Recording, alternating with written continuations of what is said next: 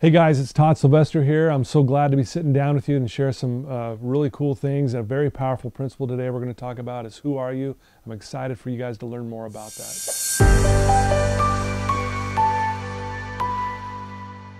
So I had an opportunity, kids, to speak at the Utah State Prison. As I was speaking to this group of prisoners, and I had this impression come over me to ask them this question.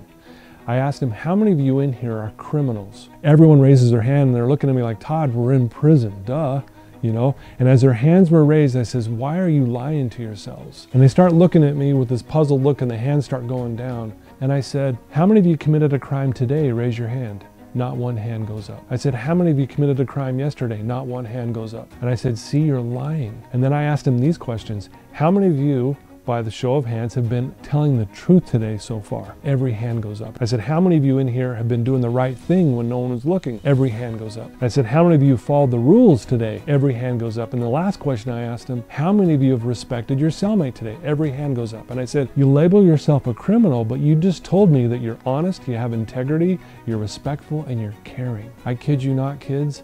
Had I not been there, I wouldn't have believed it myself. I got a 3-minute standing ovation. Every single one of them came up to me, hugged me, shook my hand, and said, we've never heard that before. And then as they sat back down, I said, the most powerful principle, what follows I am follows you. So the words you use to describe yourself become your reality. So I want you to remind yourself often that you're kind, forgiving, loving. Add your name to it. You know, repetition deepens the impression. And the more you say that, the impression is going to be there. And I want you guys to know that I believe in you.